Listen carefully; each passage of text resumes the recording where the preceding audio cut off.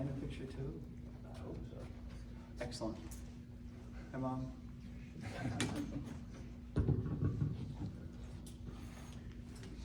All right, I'd like to thank Mike Maat and Jacob Hornberger for making their way out tonight to speak with us, have a little debate. We've got some questions that were submitted by our membership, and we're going to start with 10-minute opening statements from each of you. I don't know if you guys want to rock, scissors, paper, roll a d20, how you want to determine that. Fist fight. Well, let's see. Here you go. I want heads. Tails it is. Aye. Anyway, Your go choice. first. You go first. Okay. That was complicated. If you want it. Okay. Yeah, and your other Can I use yours? You can absolutely use mine. Give me that one. Hey, how y'all doing? Mike, before you get started, Yep. is this all I need, the mic here, or do I need this too? This mic does not project audio. That's just for recording for. Oh, perfect, playback. okay, thank you. Are you okay with me having two microphones going now, or are you gonna get feedback? No, there shouldn't be any feedback because that one just is input, not output. That one's not important. Exactly. Thanks for coming out tonight. Can you hear me okay? Yes. That's too bad. I'm probably gonna say a few things to piss you off in the back there. That's okay though. I wanna thank Jacob. I understand it was your idea that we take a few minutes in the beginning to make a few remarks, because it was a good idea the last time you and I saw each other, and I agreed with that wholeheartedly. So thank you for that. Look, I think we all know why we're here, right? We have a huge opportunity in 2024. And by that I mean as libertarians as well as the Libertarian Party. And I think we all understand why, right? We have a huge opportunity because our government has gone completely off the rails. And I would argue that it's gone completely off the rails any which way you look at it. We're looking at a financial catastrophe over the next couple of decades. We are stuck with a foreign policy that not only fails to align with your values, but objectively speaking, is a complete strategic disaster. I do fear that in the future, and by the future I mean anywhere from 10 weeks to 10 years from now, I fear that we will get ourselves into one of these silly military interventions from which it is more difficult to extract ourselves than it has been in the past, and we'll be looking at some multinational, multi-theater war, something that some people might call World War III. But I do worry that because we have a foreign policy that is designed to inflict conflict rather than run away from it, I fear that for a number of reasons, the federal government of the United States is unlikely to survive past the middle of this century. There is a great deal at stake. The reason I believe this is such a big opportunity is because I think that most Americans are waking up to the idea that many of the problems in the United States are the result of bad public policy. Most Americans recognize that our foreign policy is dangerous and does not align with their values. Most Americans recognize, for example, inflation doesn't just grow on a tree and fall like the leaves in the autumn. It's the result of bad public policy. I think most Americans recognize that the reason that we have $34 trillion in debt is because we have bad policy that leads to too much spending, that leads to the accumulation of debt that does not align with people's values. The idea that we would pass on over $100,000 per every man, woman, and child in the United States in debt to future generations, this is not just a math problem, right? This is not just for economists to sit around and count. This is an ethical problem. This is a fundamental problem with the values of the leadership of our government. And I think most people are starting to realize that. More people than ever before would, for example, say, you can no longer trust your government. Most of us in the room would argue, we've known that for a long time, that you shouldn't have been trusting your government. But I think more Americans than ever before would agree with that. And by the way, it's equally clear that the government sure as hell doesn't trust you. You have no idea what your government is doing right now. Do you think you can say the same thing about how the government knows what you're doing right now? Our government at the federal level, at the state level, and all too often at the community level, is run by a political class, an elitist class, a class of people whose values don't align with yours, okay, but the truth of the matter is they don't give a damn about your values. Our government operates in the shadows, and for rational reasons, because our government operatives do things that are not in your interests, that are in their own interests, in the interest of maintaining their power. In the case of our foreign policy, projecting power around the world. They do things in order to stay in office. They spread money around like it's Christmas. Whose money?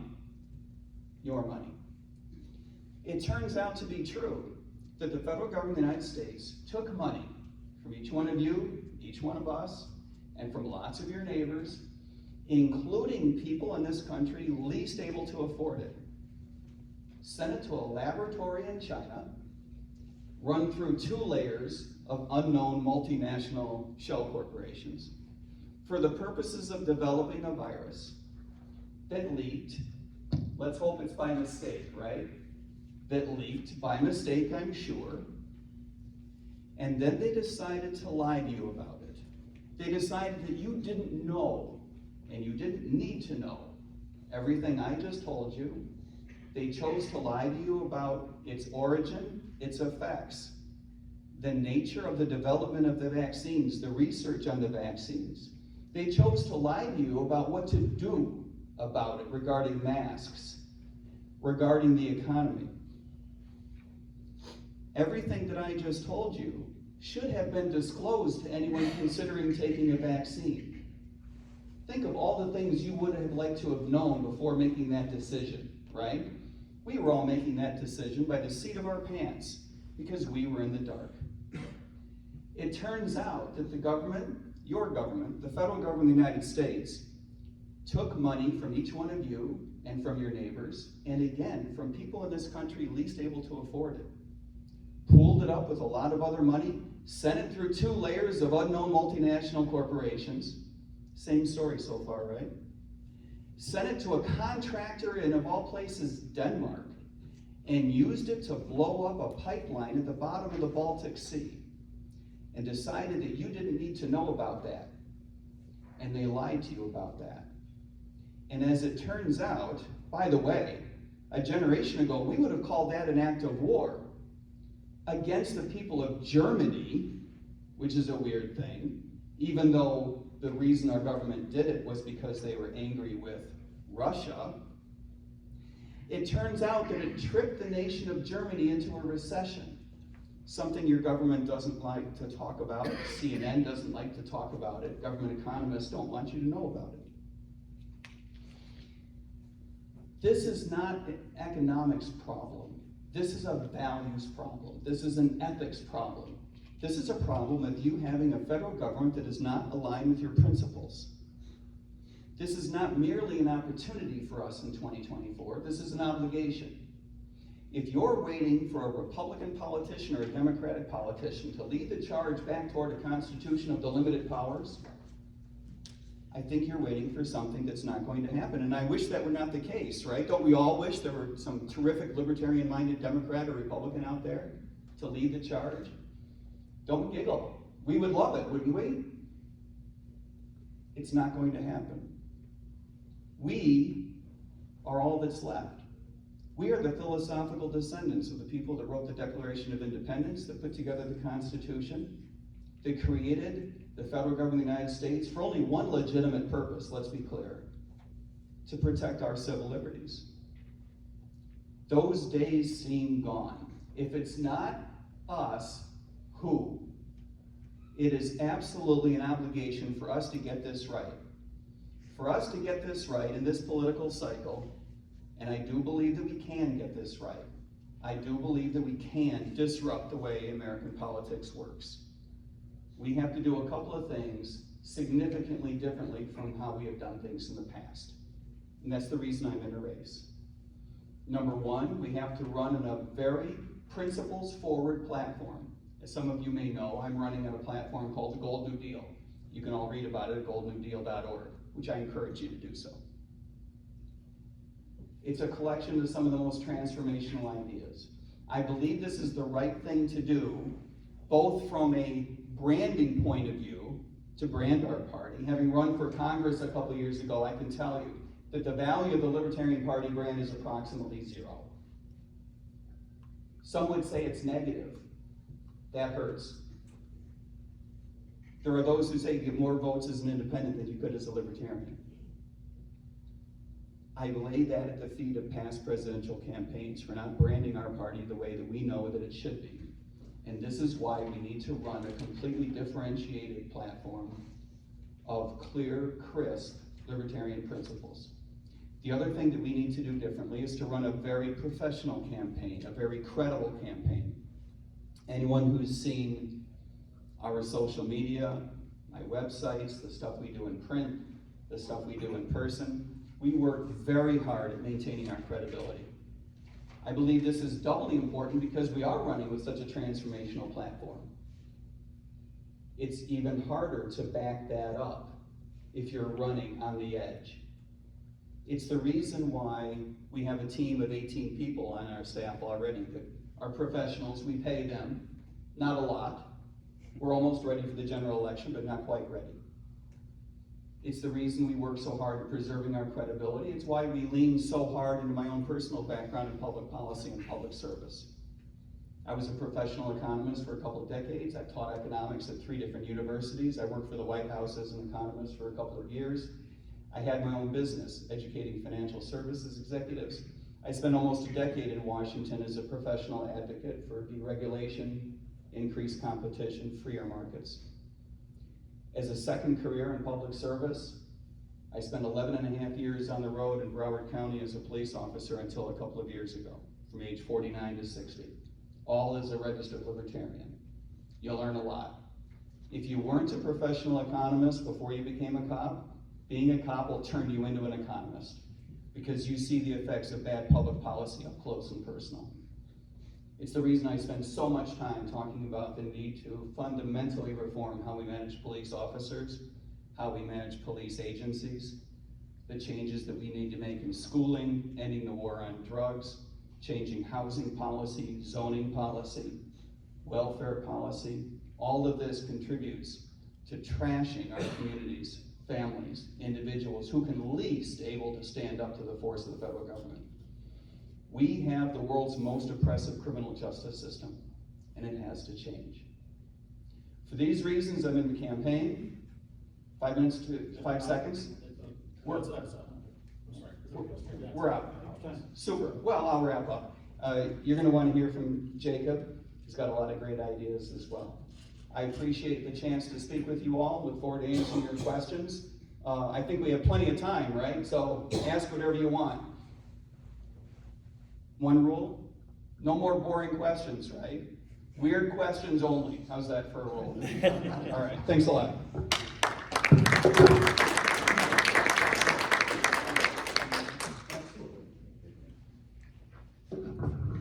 I only spoke for 1 minute. I spoke for 12, knock yourself out.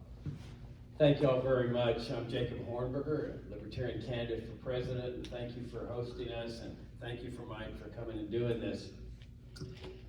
The reason I'm running for president is a very simple one. I want to be free. I want to know what it's like to live the life of a free man before I pass from this life. And that is the big objection that I have to the reform-oriented message that has come to dominate this party and our presidential campaigns for the last 20 years. It's a popular message, reform, but it's not freedom. Freedom necessarily entails the dismantling of infringements on freedom, not their reform. Let me give you some examples. In the South Carolina debate, the first debate in this series, all of my opponents said that they wanted to continue and reform Social Security. For 25 years, they called it an off-ramp. This is the crown jewel of American socialism. I'm not interested in a plan for freedom 25 years from now, not at my age. I want freedom now.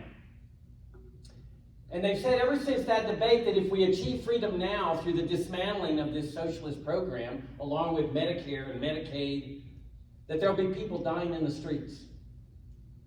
Pure nonsense. This country lived without socialism for more than 100 years, and nobody was dying in the streets. On the contrary, there was the greatest outburst of voluntary charity that mankind has ever seen. But look what this insidious philosophy of socialism does to people, including libertarians.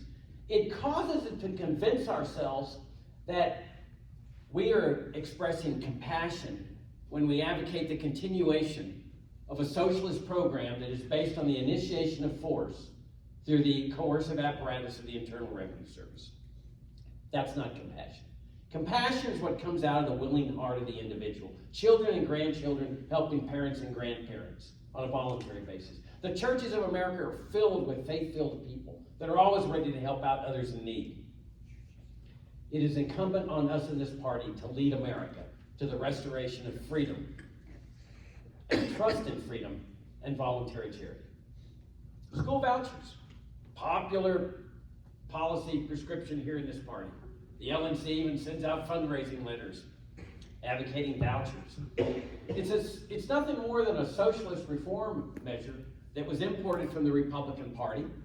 Like Social Security and Medicare, it is based on the socialist principle of using the coercive apparatus of government to take money from one group of people to give it to another group of people.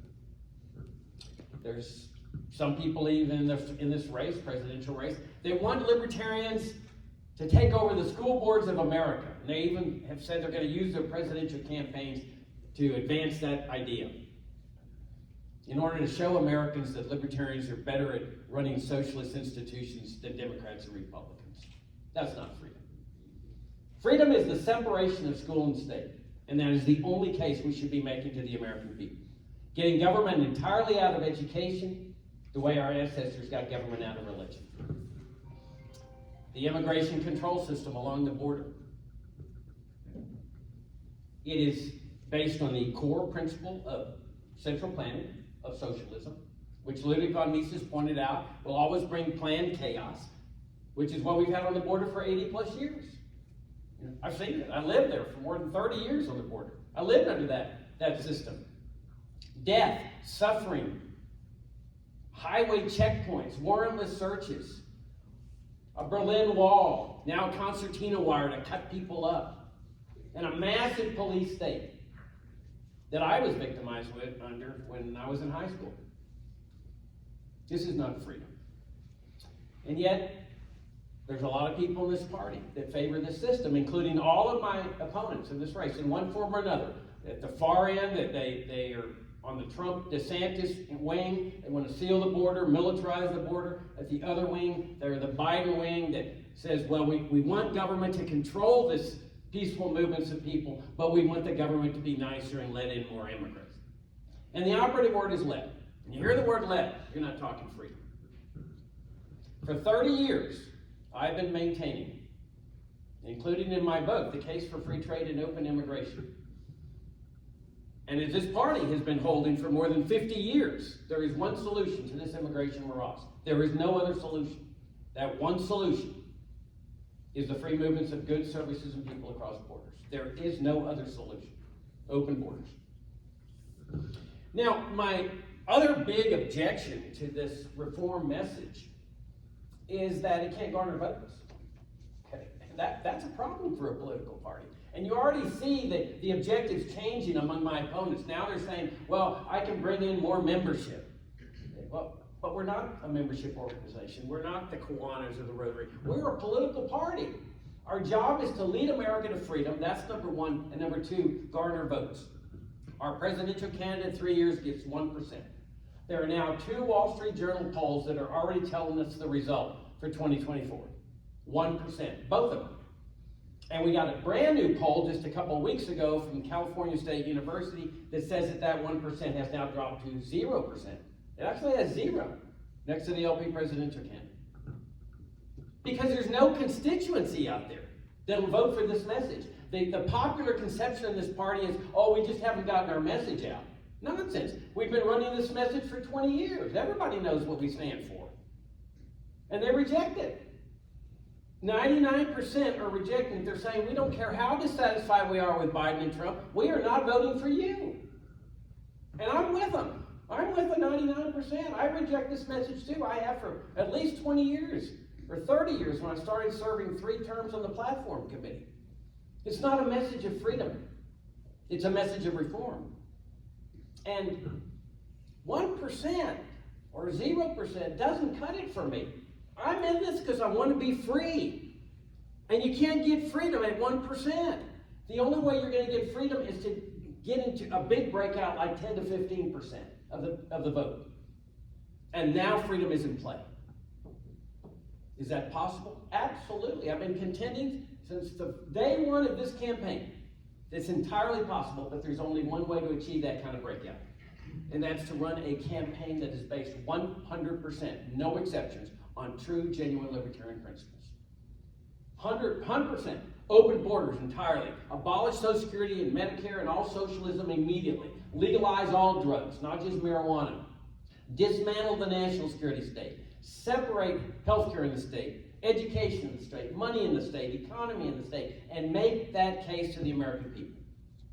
It's the only possibility of a breakout, because we know that reform gets us 1% or less. 20 years ago, I ran for U.S. Senate in Virginia on this platform against one of the most popular governors in the history of the state, a guy named John Warner, chairman of the Armed Services Committee. This was 2 years after the 9/11 attacks. And I was saying what Ron Paul would say 6 years later, that those attacks were motivated by U.S. foreign policy. I knew I wouldn't get one Republican vote, and I didn't care. The Democrats didn't run anybody, but I knew I wouldn't get any votes from them. I was attacking them. I'm calling for the abolition of Social Security, Medicare, public schooling. I knew I wouldn't get one Democrat vote. They all went to the LaRouche candidate in the race.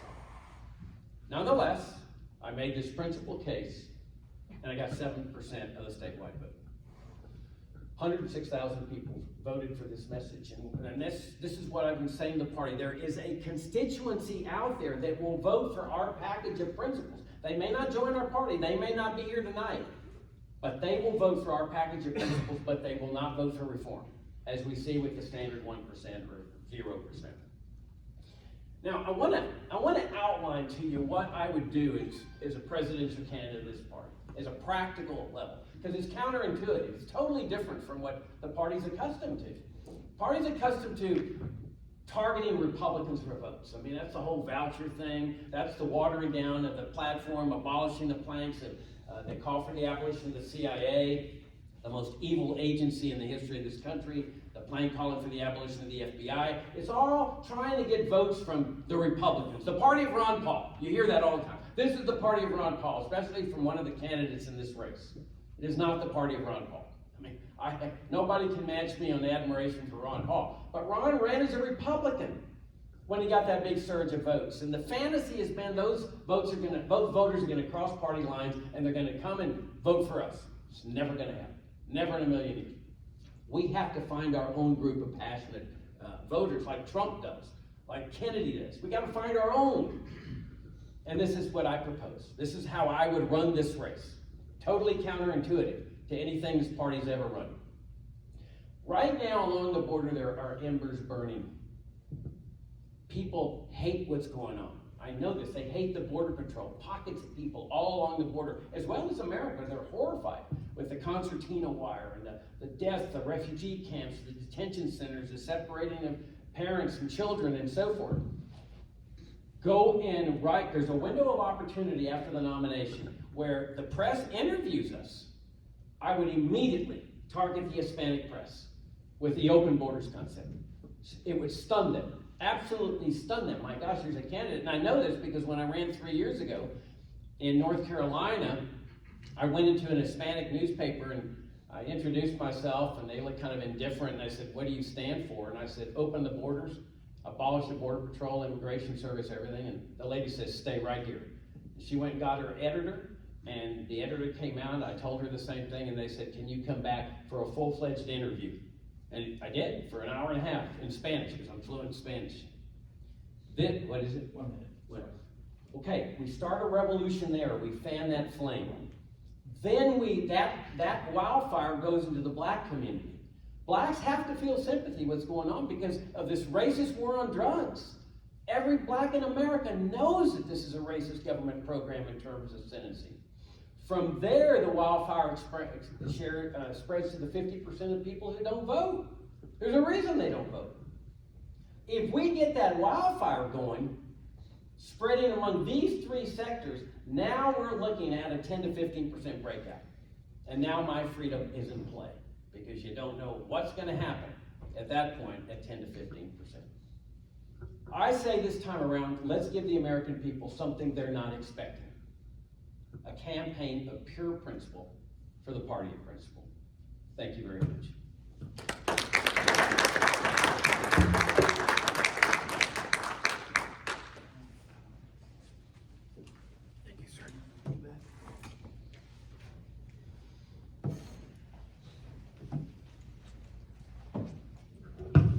All right, gentlemen, thank you very much. I believe the agreement was for 3-minute answers to each question. We'll just kind of bounce back and forth between you. Our first question, Social Security and Medicare are the two biggest entitlement programs with combined unfunded liabilities of some $80 trillion. What do you propose doing about this? You want me to go first? Turn your mic on.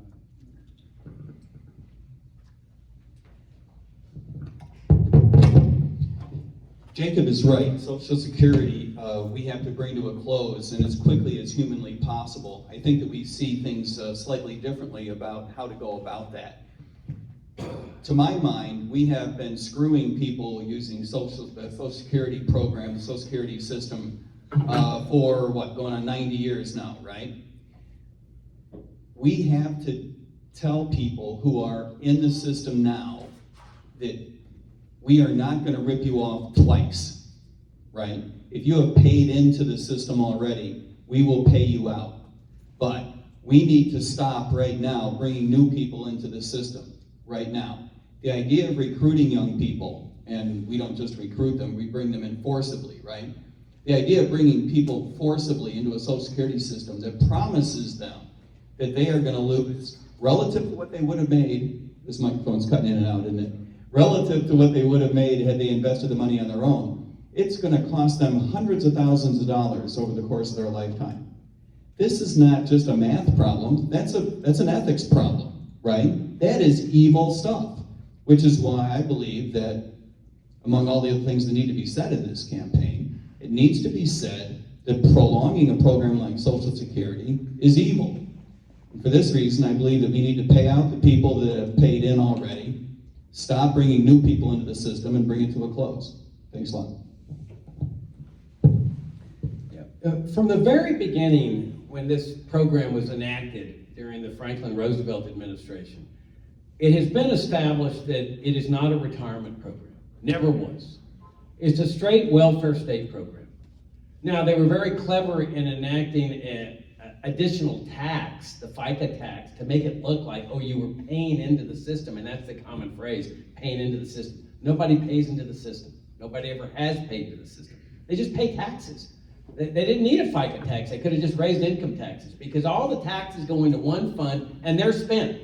As soon as they're collected, they're spent. It doesn't go into a pool or a trust fund or anything like that. They're spent on things like Afghanistan and made in Iraq and so forth.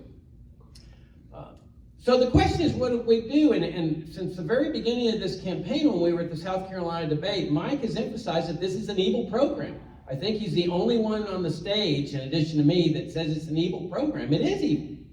I mean, what it's done to the American people is horrendous, making them feel hopelessly dependent, like, oh, I'm going to die in the streets. Nobody's going to be dying in the streets. This is that faith and trust and freedom we've got to restore in this country. But notice that if you continue this, as Mike wants to do, you're advocating as a party the continuation of evil, by his own admission. Who's going to vote for that kind of message? That, hey, we're going to continue evil in this party, and that's what we stand for. We got to stand for goodness, freedom, which means the termination of socialism with the trust that everybody's fine. A lot of wealthy people don't even need the money. Okay, the people in the middle might have to adjust, maybe go back to work. There's nothing wrong with that. I'm a senior and I work. There's the truly needy, the people in the cancer wards. That's where the generosity comes out of the American people. It's that trust that we need to reestablish. Without an income tax and FICA taxes, children are no longer paying these taxes. And grandchildren, they got a lot of money to help parents. And those of you that have gone through this experience of helping parents in need know that it's one of the most gratifying experiences you'd ever have in your life. But that's the genuine charity. And that's why I say is that you cannot continue evil or advocate the evil for even 1 minute you've got to stand for what's right and call for the repeal, and make the case for the repeal of these evil programs.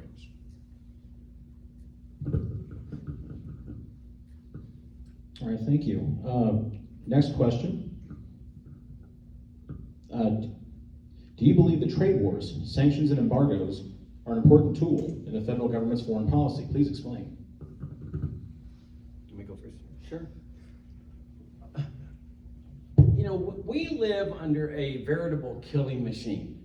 I mean, I consider it the worst mistake in American history to have converted the federal government from a limited government republic that was established by the Constitution to a national security state. Worst mistake we ever made. I mean, we're living under a totalitarian form of governmental structure. The power to assassinate, torture, indefinite detention. And this is at the root of our foreign policy. And when we're talking about sanctions and embargoes that target innocent people, trade wars that gin up crises with countries like China, all it does is just create the largesse for the national security establishment. Because they can say, oh, we got tensions now. Oh, we got crises with China. Oh, with Iran. And in the process, what you're doing is part of this killing machine. It's not just invasions and occupations and coups and assassinations. It's the sanctions and the embargoes that are killing people. They killed hundreds of thousands of Iraqi children with the Iraq sanctions. This is when Madeleine Albright said that the deaths of 500,000 Iraqi children from the sanctions were worth it. Imagine that. The deaths of children worth it? And so I stand totally opposed to sanctions, embargoes, including maybe especially the embargo against Cuba. And I say end all of these things immediately and eliminate the root of it all, which is the national security state, and restore it our constitutional republic of a limited government. Thanks, that's really well said.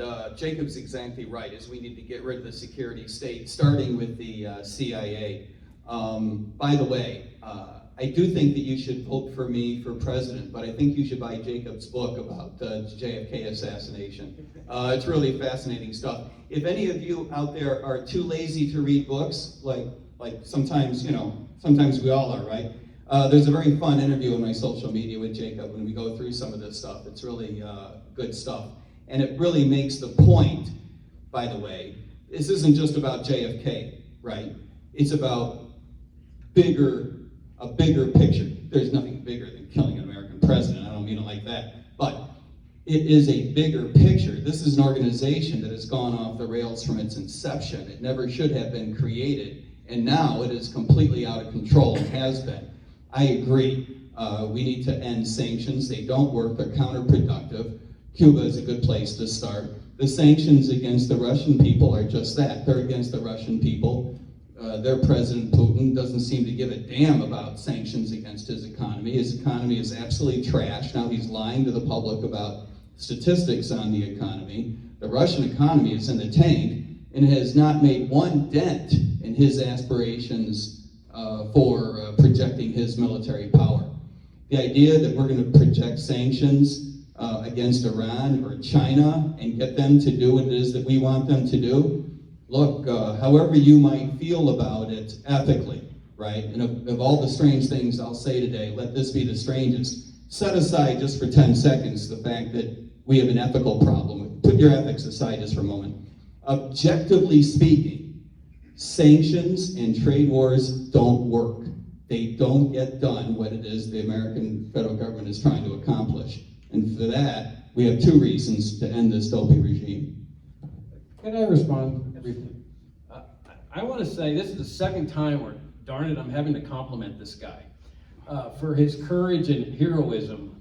I had to do it in another debate, and this is the first time I've heard any other candidate, I think in the history of this party, that has condemned the national security state's assassination of John F. Kennedy.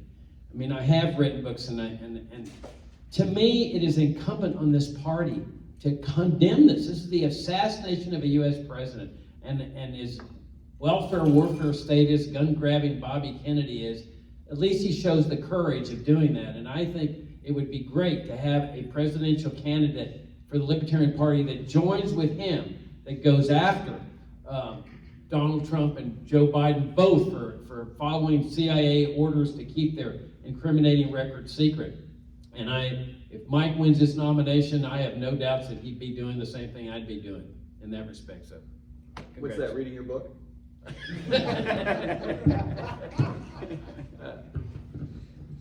All right, our next question. The word is out that voters in only 6 swing states will determine the result of the November presidential election. How will you convince voters in the other 44 states, including Missouri, that a vote for the duopoly is a wasted vote because it has no effect whatsoever on the national outcome? My turn to go first? I think there's 2 different issues rolled up. It's a really interesting question. I do think there's 2 different issues rolled up in that need to be teased out a little bit. First of all, the 6 versus the 44. And second, how to get people to vote Libertarian in a world in which they think that it doesn't matter in all 50 states. I think it's important to start out letting people know that if you vote for a party that does not align with your values and principles, that does not behave in a way that you would behave if you were in control of the government, you're wasting your vote, right? You're not getting the party to move in a direction to align with your interests if you just vote for them. When you vote for the Republican Party, they assume it's because you love them. If you vote for the Democratic Party, they assume that you're all on board with their policies. If you're not, you're wasting your vote. You have to vote Libertarian, even if you don't think that we'll win. By the way, you might be wrong. But even if you think that we can't win, you need to vote for the Libertarian Party to send the signal that other parties have to take our values into consideration. To earn our vote, they're going to have to move toward us. Jacob's right. We can disrupt the way politics as usual is played in this country. It's going to take more than the 1 or 3% that we've got in the past couple of cycles. I don't know exactly what number that is. I know that it's north of 3%. Gary Johnson ran with a crappy message, and he was in double digits in the polls. So we know that it can be done, but we need to run on a very differentiated message so people hang in there with us all the way through November. If we can get to a place where we're earning 5, 10, or 15% of the vote, a lot more states will be in play. Because 5% and 10% is enough to minimize what is the normal differentiation between Republicans and Democrats, right? So all of a sudden, you're going to create a whole nother layer of interest among Republicans and Democrats to take us into consideration. Thanks. I have a little bit different perspective. I think people really are wasting their votes voting for a Libertarian Party presidential candidate that takes this reform message. I mean, why vote for a light version of a Republican candidate when you can vote for a real Republican? Look at immigration. Okay, the standard thing, the trend in the party has been that we've got to support the system of immigration controls because most Americans favor it, and that this will be a big vote getter. And the harsher we get, the better we're going to do in the election. It's ridiculous. You know how many votes that position of immigration controls garners? 0%. 0. Why? Because every right-wing proponent of immigration controls is going to vote for Trump. Why would he waste his vote on the LP candidate? And Trump's going to be saying, hey, they're going to steal the vote from me again. You got to flood the ballot boxes. Don't go vote for any third parties. I need your support. So this position garners no votes. Now, take the open border position. I garner the votes of every single person out there that is sick and tired of all this stuff. Though my opponents can't get those votes. And this is what I'm saying is that to achieve a breakout, you got to run a different kind of campaign. You can't run a standard major party campaign. We don't have the money for that.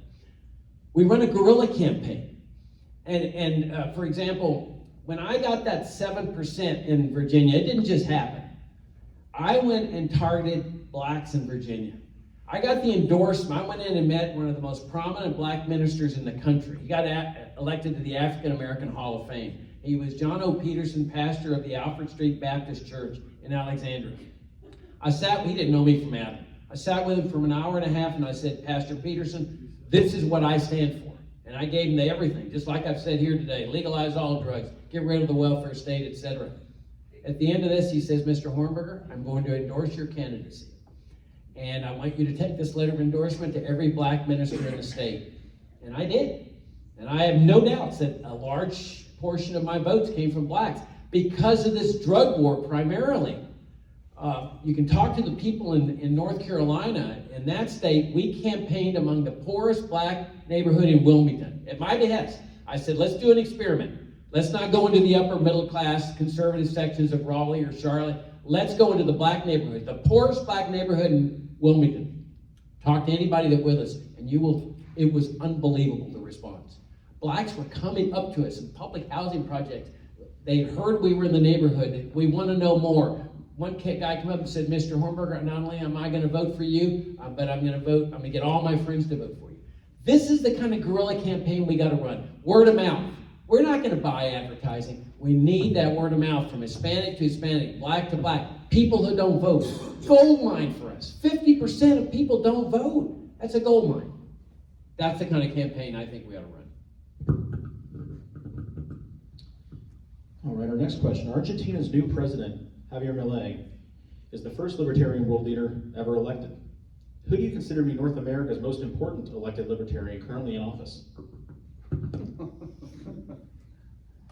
God, I wish that weren't so hard. I don't know. I don't know the answer to that question. I'll give Jacob a minute to think about that. Arguably, the most important politician who's elected as a libertarian, the most important politician in North America is Milei. That's pretty sad. The fact that a guy who's elected in South America is probably better positioned to influence libertarianism as an elected official in North America more than anyone actually elected in North America. It used to be that you could find a fiscally conservative Republican, am I right? Not so much anymore. It used to be that you could find an anti-war Democrat. I'm going back a while. I see some gray hair in here. The rest of you, ask your parents. You used to be able to find Democrats who would stand up, for example, for the First Amendment. When I was growing up, you could find a Democrat once in a while who would stand up, don't giggle, for the Second Amendment. That has gone by the wayside. Milei is an exuberantly popular figure. We're all hopeful that we can make a dent in politics as usual without going as far low in terms of our economy being trashed as Argentina did before they elected a libertarian. By the way, and we're all viewing Milei with some skepticism. We're rooting for him and we're kind of worried at the same time. Argentina just reported last week its first in a generation, its first budget surplus at the federal government level. So we know that he's at least trying to do some things right, and we're very excited about it. I'm giving you another second to think about this. One of the things that I enjoyed and at the same time hurt my feelings, I put out some videos once in a while. Some of you may have seen them. Some of them are fun. Some of them are a little bit dry. A good video for us gets a few thousand views, right? This order of magnitude. We put out a video emulating Javier Milei. Maybe you guys have seen this video where he takes off the whiteboard the names of agencies and throws them on the floor, and he says, out, out, out. He says it in Spanish, right? Afuera, afuera. I did a video saying the same thing, doing, kind of making fun of the whole thing, but emulating and honoring him. We got 1.5 million views that we know of. That doesn't even count, by the way, that was after 2 weeks. We have no idea how many views in total. 2 orders of magnitude above any of the videos that we had done on other subjects. So is this guy wildly popular and influential? Absolutely. Well, the question was, I think, what American politician, and you didn't answer it either. No, I didn't. But let me weigh in on Milei. I haven't looked at his positions. When I heard that he named his dogs Murray Rothbard and Milton Friedman, I said, this guy's got to be okay. And but he goes to these. His cat's named Jacob Hornberger. He goes to the to the rallies with a chainsaw, from what I'm told, which is saying, I'm not here to reform this system. I'm here to dismantle it. That's what a chainsaw does. And it's the lower, and I didn't study the election, but I have no doubts that his electorate, the people that voted for him, came from the lower classes. I mean, those are the ones paying the price for inflation in this country too. The well-to-do that we ordinarily target, people like us in this room, you know, the intuitive thing is, oh, let's go target people like us. This philosophy is too radical for that. That the upper middle class is never going to come with us. We should not even be bothering with them. Because, I mean, abolish public schooling, abolish Social Security, Medicare, the Federal Reserve, they're not going to come with us. That's too radical. It scares them. The people who will come with us are the ones who are getting crunched by inflation. The lower classes that are barely making ends meet. You know, the middle class can cut out a movie or two and adjust, or, you know, vacation. The lower classes can't do that. They're paycheck to paycheck. They can see what's happening to those grocery store prices, and it's squeezing them. Those are our voters. Even though they're not here, you'll never find them here. How many blacks do you see here? How many Hispanics do you see here? How many poor people you see here? Not very many. Those are our voters. It's counterintuitive. All right, it's time for a libertarian softball after that one. Ever since the Federal Reserve was created in 1913, we've been besieged by booms and busts and debasement of the dollar. What is your solution to this? We got to end the Fed. Look, if your position were, I don't like inflation, I think inflation is naughty, I think we ought to have less inflation. That's something you could hear from a Republican, that's something you could hear from a Democrat. I think if that were your position, you wouldn't get any pushback from even the toughest establishment member of the media, right? That's something that anybody can say.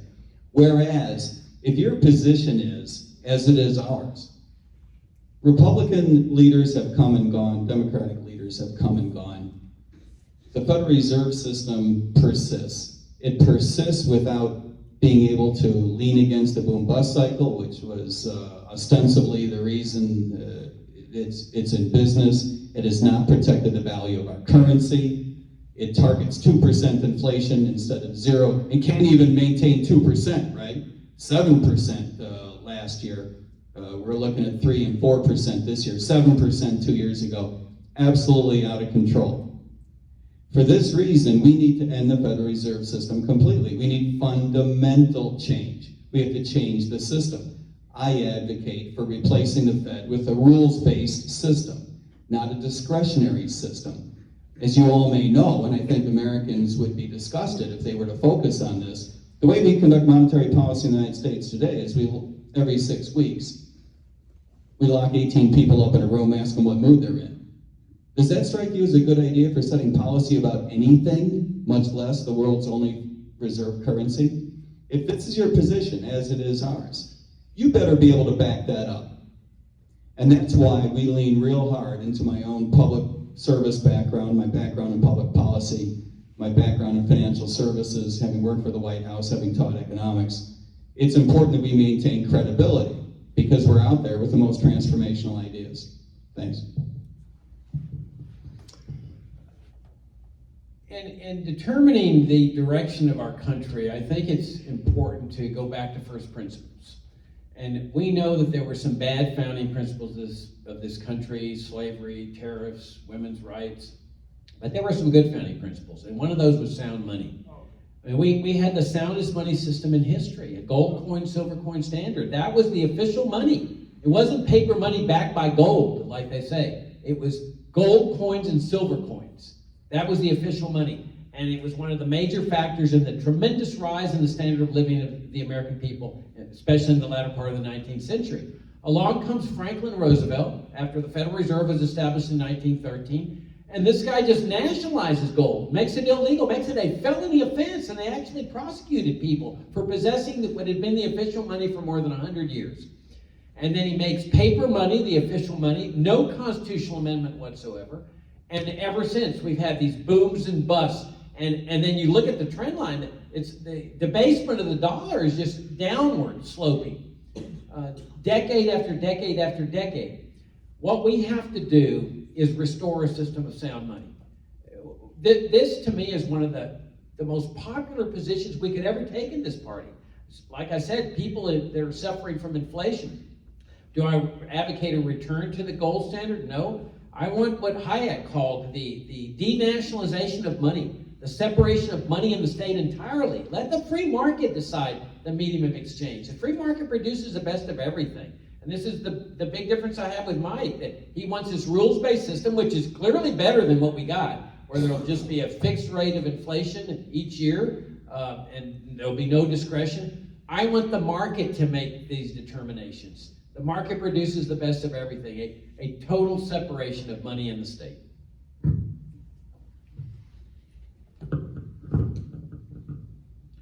All right, our next question is, if you encountered no resistance, what would be your first 3 acts as president?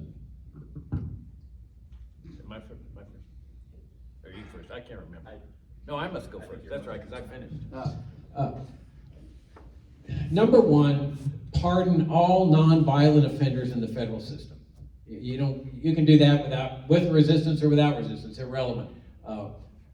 Julian Assange, Edward Snowden, Ross Ulbricht, all nonviolent drug offenders, gambling offenders, immigration offenders. 2, bring all the troops home. You're the commander-in-chief, and discharge them. Abandon all foreign military bases. Just let them have it. Guantanamo Bay, whatever. Those bases don't belong to us. And discharge them, and then start dismantling the domestic empire bases too. They will resist that. That's where you get real danger, because the national security establishment will come after you with a ferocity that'll make what they've done to Trump look like child's play. They control this country, this national security state. And I'm not just saying that. There's a law professor at Tufts University named Michael Glennon, who served as counsel to the Senate Foreign Relations Committee. He says they're the ones running the show in the federal government, especially in foreign affairs. 3, the debt ceiling is a fantastic way for a government to make them stop borrowing. The debt ceiling comes up and you say, no new debt. That's the maximum, that's the ceiling. Well, we're gonna have to close the government down. Yeah, I guess that's exactly what it means. So those are 3 things that I think could really bring them to account.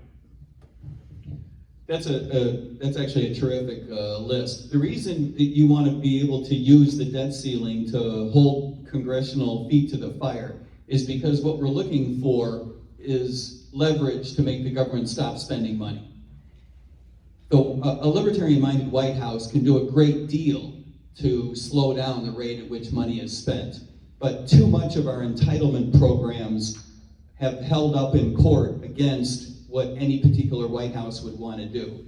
And for this reason, I would impose on Congress an inflexible debt ceiling, use that to force Congress to agree to an overall spending cap, even if they didn't have the ability to pick out which program that they would cut back.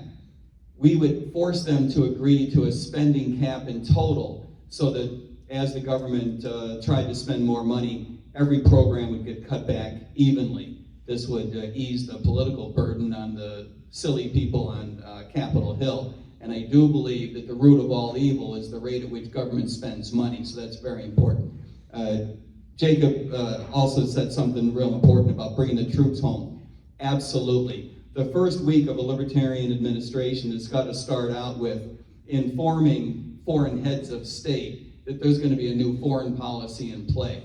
That means ending this idea of strategic ambiguity in China toward Taiwan. We're going to make very clear that we're not going to war over Taiwan, that we're going to change the incentive structure for companies to be investing in chips in Taiwan, and let investors know that we're not backing up Taiwan in the long run.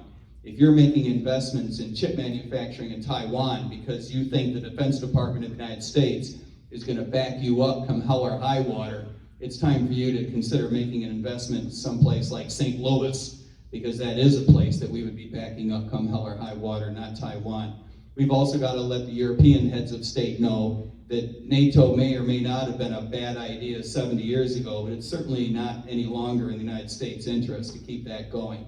So whatever was your plan B for national defense, it's now your plan A, because the United States is no longer going to be your plan A. So there's fundamental changes that we can make in foreign policy. There's also fundamental changes we can make in regulatory policy too. So there's a number of things that an administration can do unilaterally.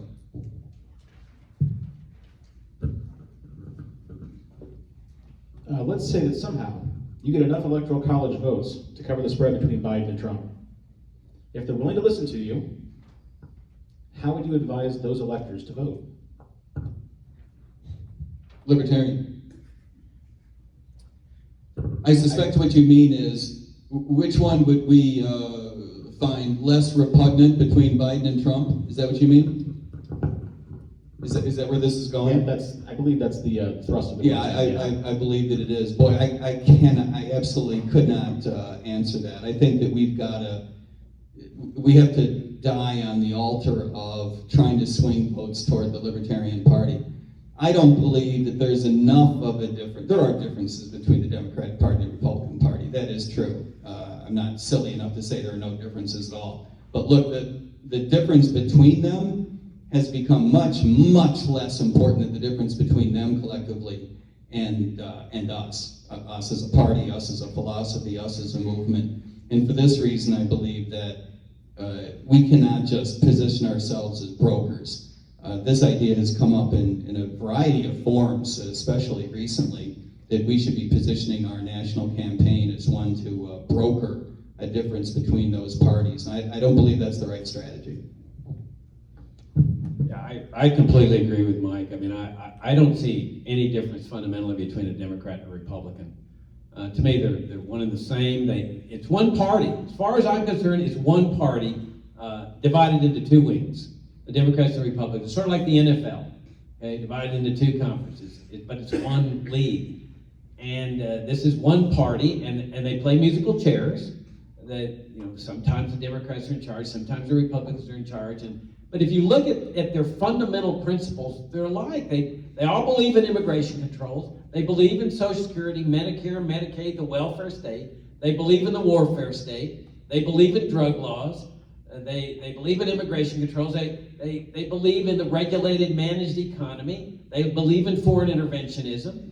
They're all on the same page. And so I stand with Mike. I mean, I don't know the legalities of electors not voting for who the people said they were supposed to vote for, but I'd say vote your conscience and put the Libertarians in, because these people have done enough damage to this country. It's time to put this country back on the right track, and only the Libertarians can do that. We know Democrats and Republicans cannot do that.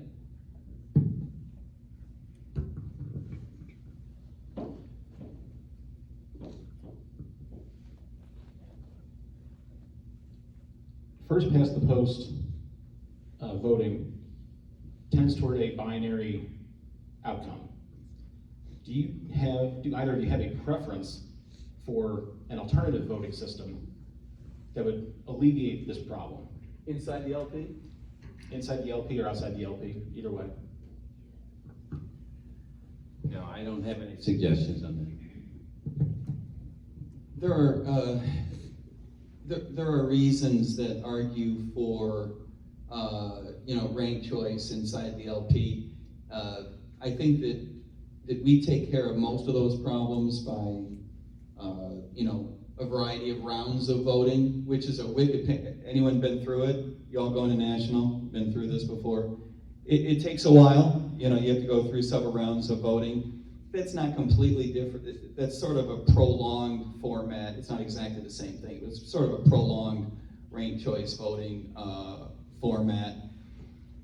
As far as local elections go, I would be for almost anything that moved in the direction of more complexity.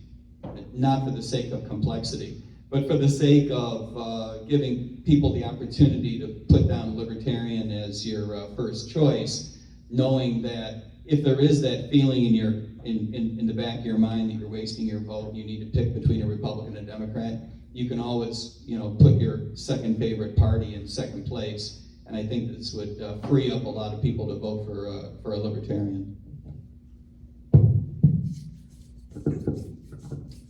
The current national leadership are promoting a strategy called decentralized revolution. Why do you think it'll produce? Why do you think it will produce a different result than the farm team strategy, with which libertarian lifers are familiar? Would you repeat that? I didn't understand it. Sure. The National Party leadership is promoting a strategy called decentralized revolution. Why do you think it will produce a different result than the farm team strategy with which libertarian lifers are familiar? What strategy? Farm team. Farm team? Farm team? Yeah, I don't think it's fundamentally all that different. If I understand the question, I think this is mostly a difference in vernacular. And I know that there are plenty of people who would die on the altar of, no, these are two very different strategies. So feel free to be mad at me if you want. But I don't think that these two strategies are all that different. The farm team strategy, to try to summarize, is this idea that we develop local politicians, take advantage. Pennsylvania does a great job at this, by the way. Take advantage of uncontested races. Take advantage of races that are nonpartisan. Places where we can actually get in power, right? And gain notoriety, infamy, if you will, inside of government circles, gain a profile, and then move up in the ranks from the lowest level elected positions to greater positions of influence. And Pennsylvania does a great job at this inside the Libertarian Party. The decentralized revolution is not all that different from that. It says, yes, focus on local elections instead of the national election, because that's where we have the most influence. The one thing that I would say about both of these strategies is that the way that our national election works has to be a component of this big picture. It's not completely different. Jacob and I have each described a national campaign that would completely differentiate from Republicans and Democrats. And a big reason for doing that is to brand the Libertarian Party correctly. And a big reason for branding the Libertarian Party correctly is so that down ballot candidates, when you're out there in the Walmart parking lot passing out literature, you don't spend half your time describing what the Libertarian Party is. People will know. And this is a major contribution that we can make at the national level if we play our cards right. But it's got to be, there's a yin and there's a yang, right? You can't say, well, the party needs to focus on a presidential campaign, that's it. And you can't say, well, the party has to focus on local elections and that's it. You got to do both, in my view. Yeah, like it or not, our party is measured by the presidential race. That's how people look at us. When we get the 1%, people laugh at us. They mock us. Oh, nobody pays any attention to you libertarians. It doesn't matter whether you've got 1,000 people elected to city council and county commissioners. Nobody cares about that. In terms of the prestige in this party, everything's measured by the presidential race. And this is where the freedom assaults are. At the local level, you can't be talking about when you're running for school board, which is what some are advocating now. Use the presidential race to get libertarians elected to school board. This is a socialist institution. They're not going to be calling for drug legalization. They're not going to be showing what the drug war has done. They're going to be, running for county commissioners, arguing over whether a road should be built.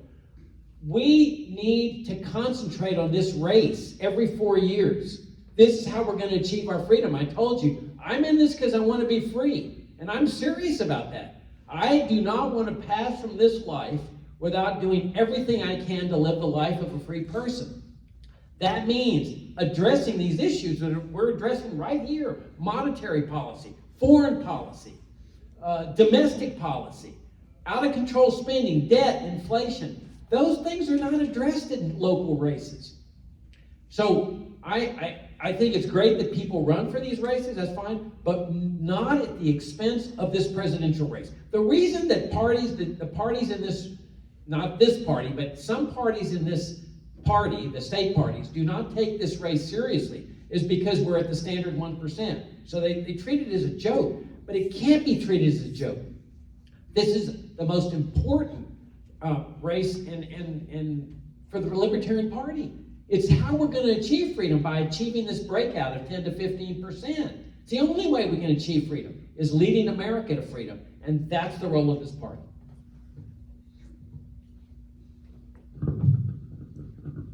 If Russia or China were to shoot down a satellite owned by the U.S. military or by some U.S.-based company, is that an act of war?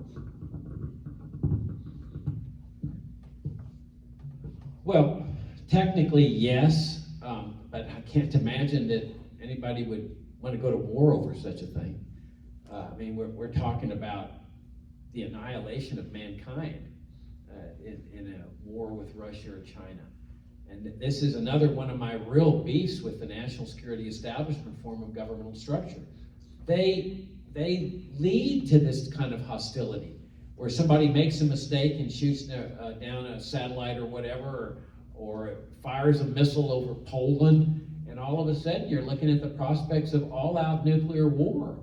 It's another reason why I say dismantle the system. It's getting us perilously close, right there in Ukraine, to an accident. But I can't imagine ever going to war over the shooting down of a satellite or whatever. You have to put things in context. Obviously, a president has to exercise discretion. You don't want to respond immediately to something silly like that, a shooting down of this or that.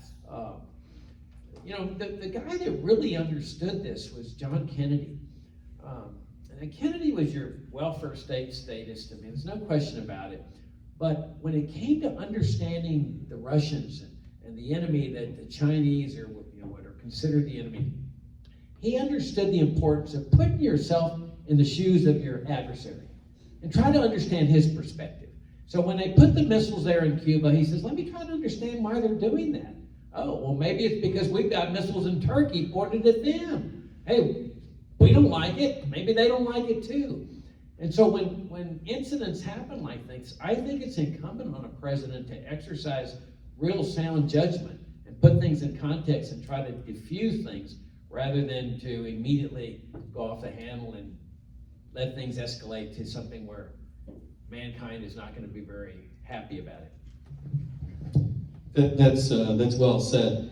There has to be a response, and there has to be a response that all sides are going to trust is not necessarily going to lead to international conflict. Further, it's not going to lead to a war. It's not going to lead to a world war. Part of the way you do that is by maintaining a certain set of rules around communication and set a certain level of expectation about responses, what responses are going to look like in advance. In other words, you can't wait until something happens and all of a sudden start communicating how you feel about it, right?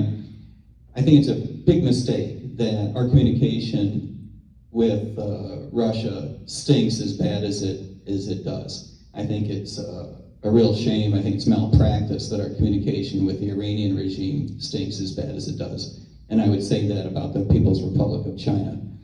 Our communication lines are absolutely critical in advance so that everybody knows how we feel about certain things, what we're likely to do.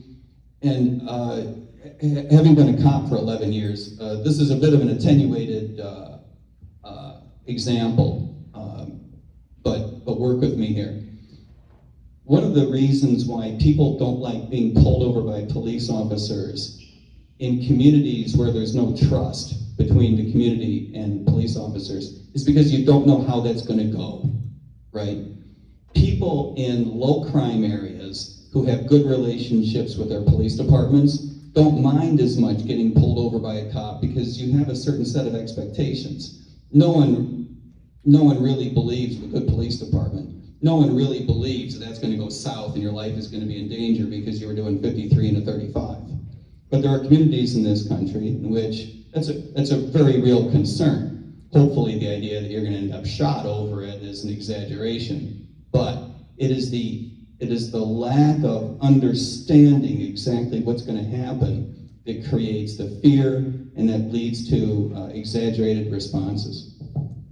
If I could add, and build on what Mike's saying, when he talks about the diplomacy aspect of this and establishing lines of communication, I think he's absolutely right. And I think we need to look at why there is this hostile relations with China and Iran and Russia, and try to understand that, because it's not necessary. This was the significance of John Kennedy's peace speech at American University in June of '63, a few months before they assassinated him.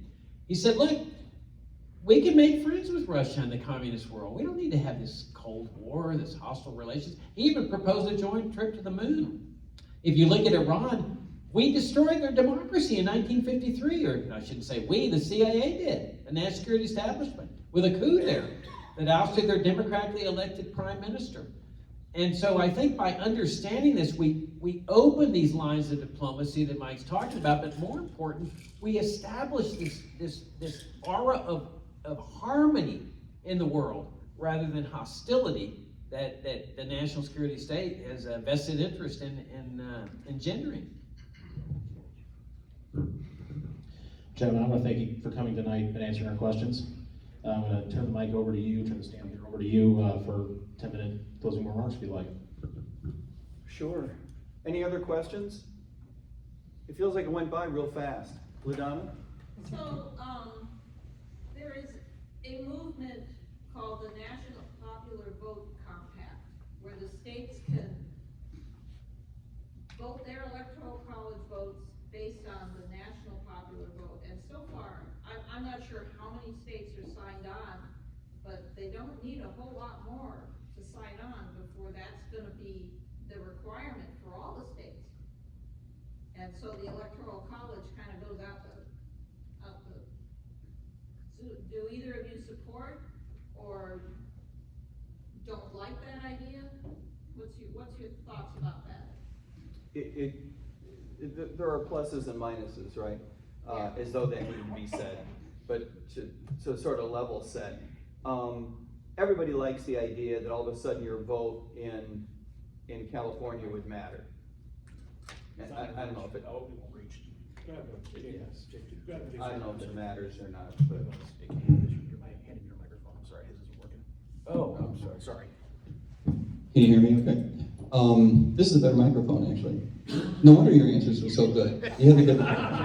So, all my answers went in there and it came out silly. Everybody likes the idea that all of a sudden your vote in a place like California would feel like it matters more, right? So that's the big argument in favor of it. On the other hand, remember why it was put together in the first place the way that it is, so that states would feel like they had more influence because they could, tip the balance of power because their impact would be concentrated. And in this sense, it would force politicians to reach out to very disparate states instead of just pounding urban areas in order to get as many popular votes as possible. Whether either one of those arguments floats your boat or not remains to be seen. As a practical matter, I actually don't think that this idea has as much steam as some other people do. It would require, obviously it would require a constitutional amendment. I think that there are other fish to fry that would politically get in the way of accomplishing this. I think the reason we don't have enough states signing on to it right now is because a whole bunch of states don't like it, don't like losing the power that they perceive that they have. So I'm not optimistic about it, but in effect, what you're talking about is going to a total popular vote in the United States. And I don't have a problem with that per se, but I would point out that there are certain aspects of diversity of how politics works today that would be compromised. So it's not a perfect solution. Yeah, I am not familiar with that movement, and I really can't make a good, intelligent judgment and answer to your question. I've never been really enthusiastic about focusing on electoral reform. I really think it's much more important to talk about the substantive issues of liberty, of what the state is doing to us or for us. And like we've talked about today, to me, that's what really we need to be talking about in a presidential campaign. Because if we get sidetracked and start talking about, the electoral reform aspects, people lose sight of what freedom is. I think it's our job here to set forth what freedom is, because people are never going to think about freedom if they don't hear the idea. I mean, like education. If all you do is make the case for school vouchers, you're never going to get people to think about the separation of school and state. You have to plant that seed, even if people resist it and say, oh, that's a crazy idea. But because that's the only way people start thinking about it, and then a year from then say, oh, wow, that's a pretty good idea. Because it's germinated in their minds. Yeah. Let me piggyback on that. Importantly, Jake was onto something here. Even if we thought this was the greatest idea since sliced bread, right? And I'm sensitive to the argument in favor of it. I could be persuaded, right? I could get on that boat. But even if we thought this was a tremendous idea, there is a risk to our political movement of the Libertarian Party jumping on it. It does look a little self-serving in the sense that the system we operate in today stinks for us. And what I fear is that if we talk about electoral reform, not only, to Jacob's point, do we miss an opportunity to talk more about freedom, but it reminds everyone what losers we are. Right? You see where I'm going? It reminds everyone, oh, yeah, sure, the libertarians are talking about electoral reform because they don't like the system that we're in now where they keep getting their butt kicked every 4 years. In other words, if I were a Republican and Democrat, I thought it was a great idea, and then you championed it, that would be some courage, right? That would be a good look. But I fear that people would perceive it as self-serving, yada, yada, yada.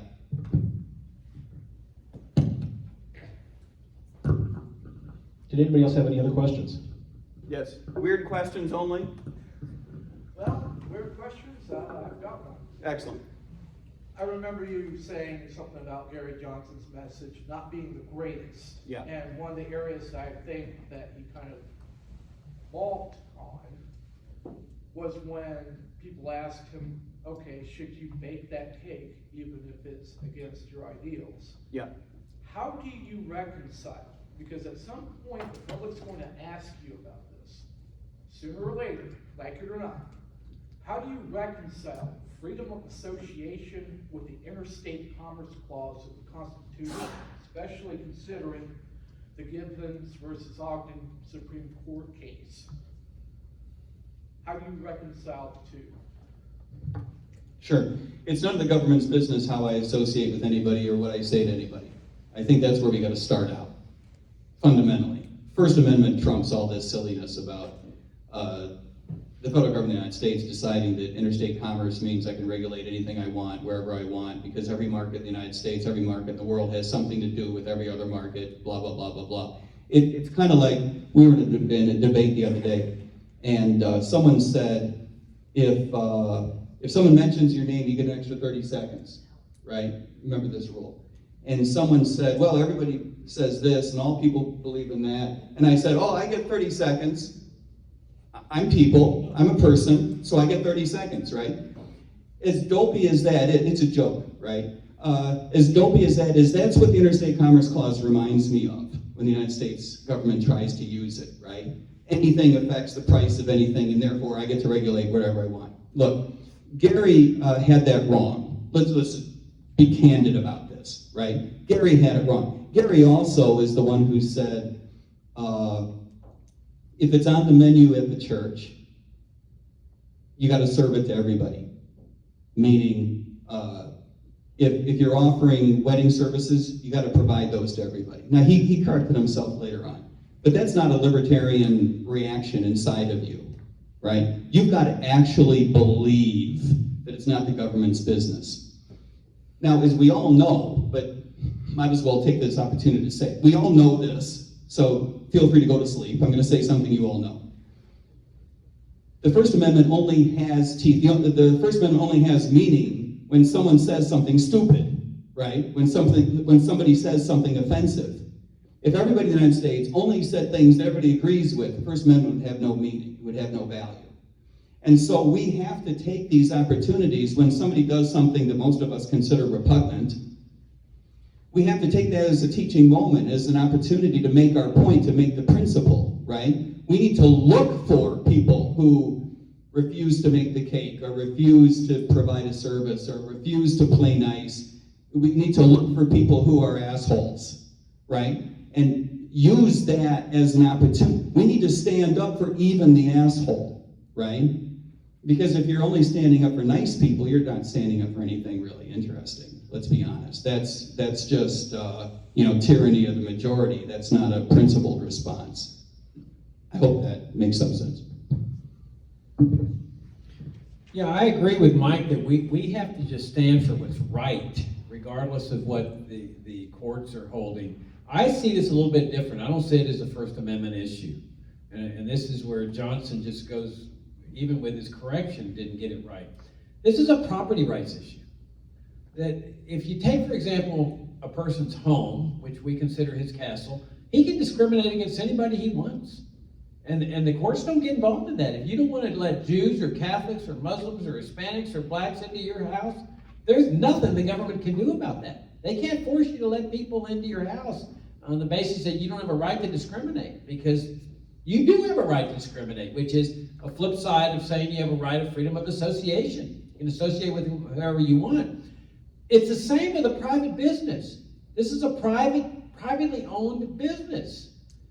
A business should have that same right of freedom of association. If he doesn't want to serve blacks, Hispanics, Jews, Catholics, that's his right. And this is where the courts went off on this tangent, that because you're open to the public, the so-called public, that somehow or another you have abandoned these fundamental rights like freedom of association. Bull!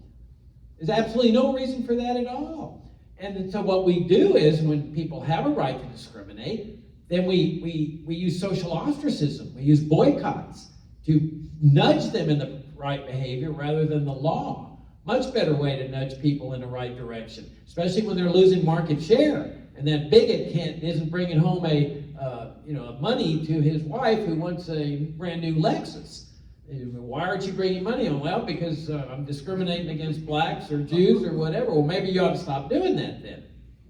But that's the point here. On the Interstate Commerce Clause, I would repeal it. I mean, obviously it would take a constitutional amendment, but it was a bad mistake. But they didn't mean it the way it was later interpreted. They enacted that clause to prevent states from regulating commerce.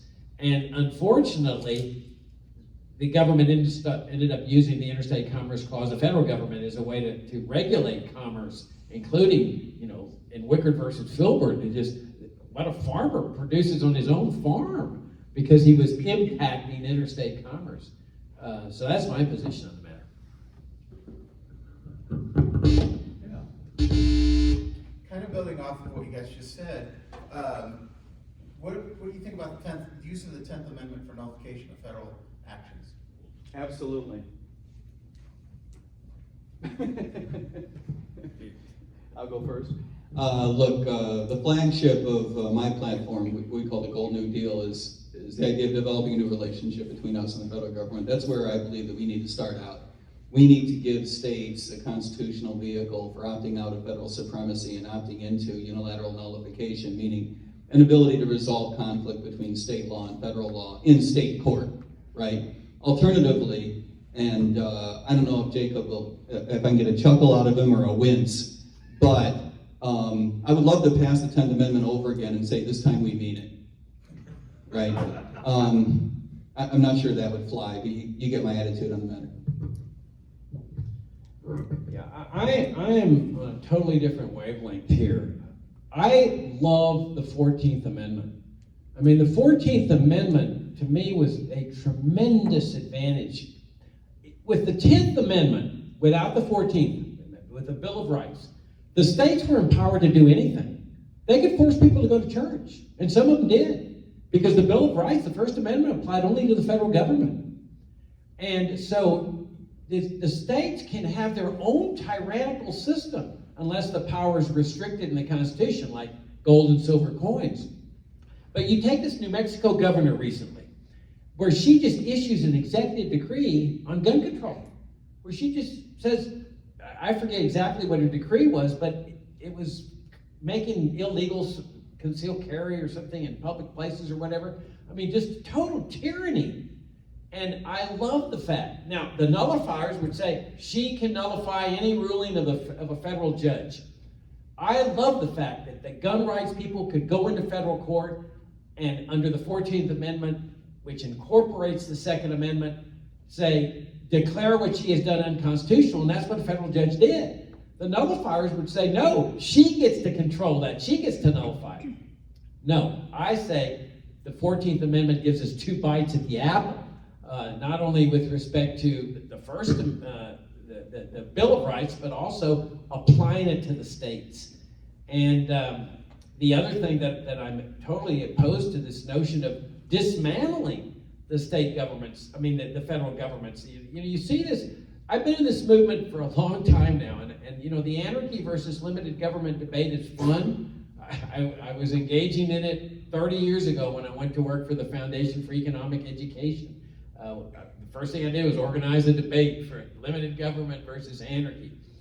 But I'll tell you one thing, if we go to the American electorate with a message in the presidential campaign that we want to burn up the Constitution and dissolve the Congress, get rid of all the federal judges and the federal judiciary, and leave the president and possibly this huge immigration police state with the military establishment down there, I think you can kiss your 1% goodbye, because most Americans believe in government. They think it's important. Where they're gone wrong is in thinking that the government should be able to do anything, and that's our job, is to say, no, freedom is getting rid of the illegitimate functions of government. But I say the 14th Amendment is fantastic, and that those federal judges should be should be empowered to stop tyrannical acts of the states. Yes, sir. Yeah. Do you have good answers prepared to the usual hostile questions you get from the media, where you give answers that help? Who would ask us a hostile question? I can't imagine. That would help your campaign and the LP rather than provide the reporter the answer they want. I have a list. Let's hear it. Is this the Okay. lightning round? Oh, there's like 8 of them. Why don't I just pick 1 or 2? Let's see.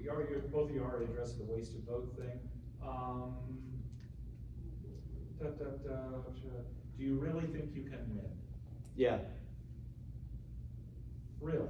Yeah. Explain. We need to reach a tipping point, and we can reach a tipping point at which people will start to pay attention. That's not 50%, that's not 37%, that's not 25%.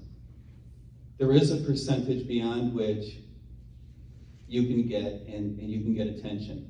Look, the reason Gary Johnson's campaign fell apart was not because he forgot the name of a town in Syria. The reason his campaign fell apart, even though he was at double digits in the polls, is because he had not given people a reason to hang on to him. Contrast that with Donald Trump.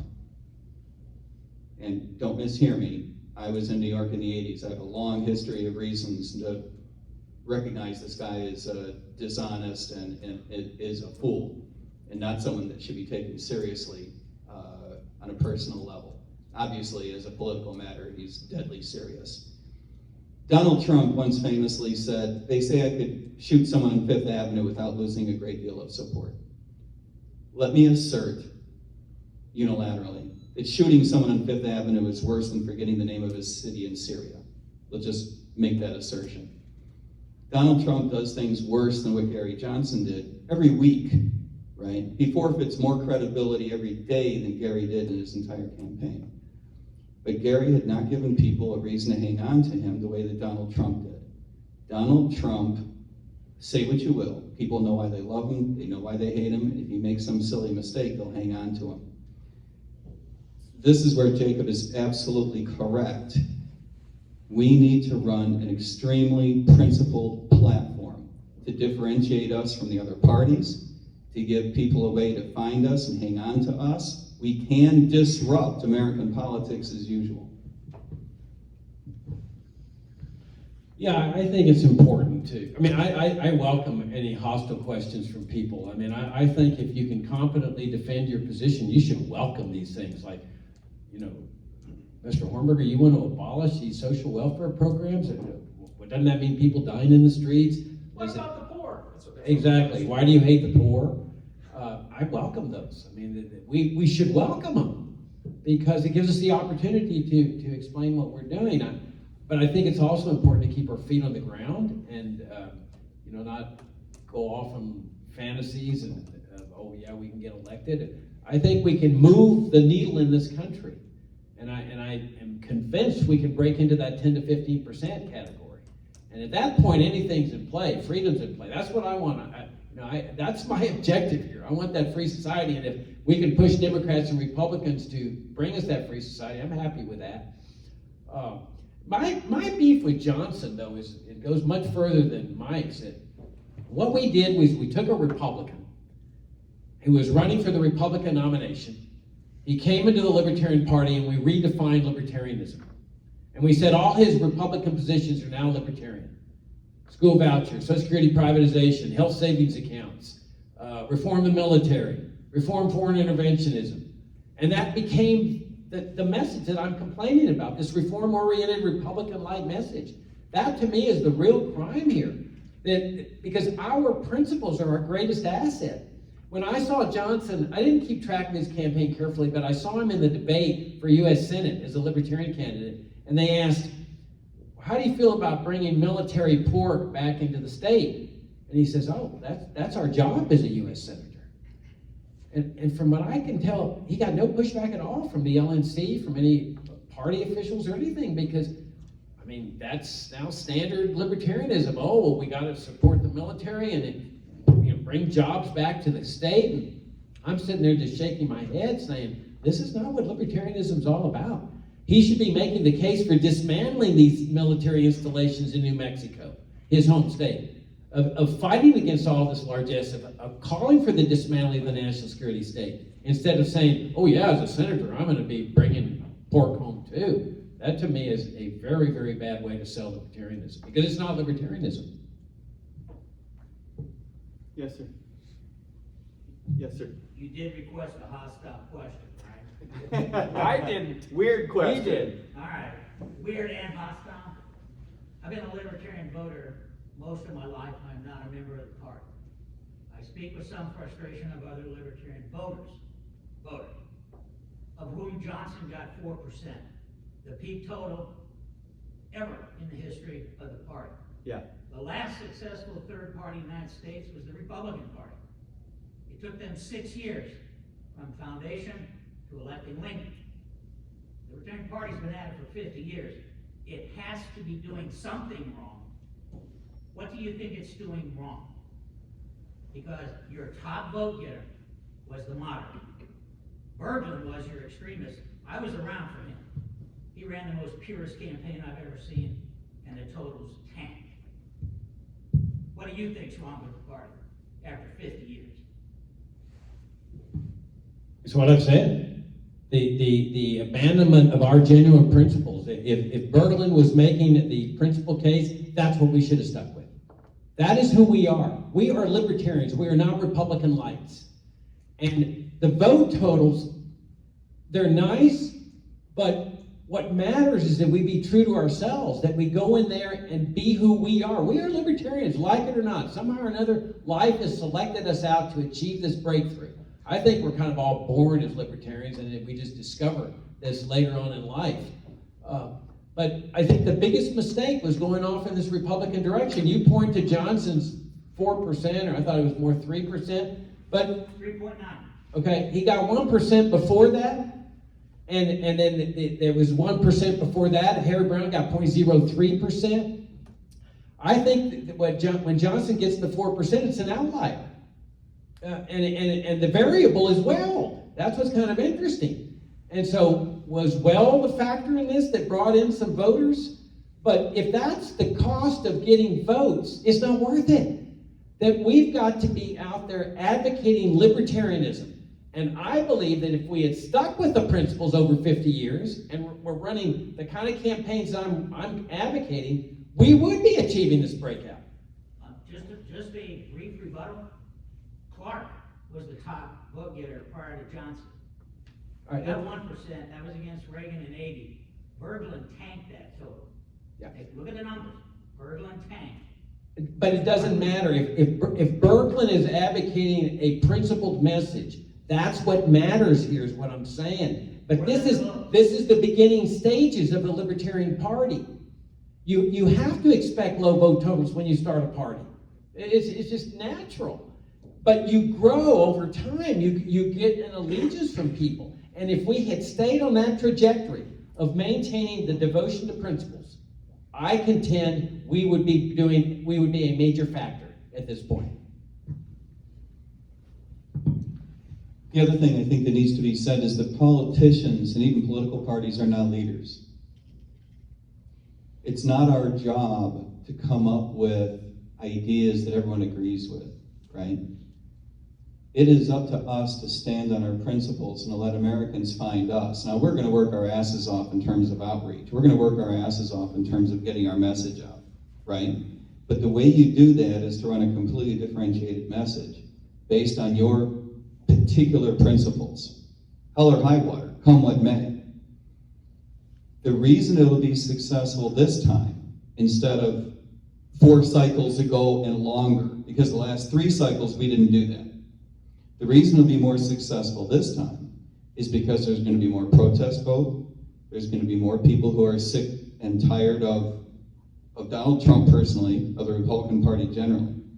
More people are sick of the Democratic Party generally, Joe Biden personally. People are waking up to the idea that you can't trust your government, right? People are waking up to the idea that politicians don't align with their own values. All of these are stars aligning for us.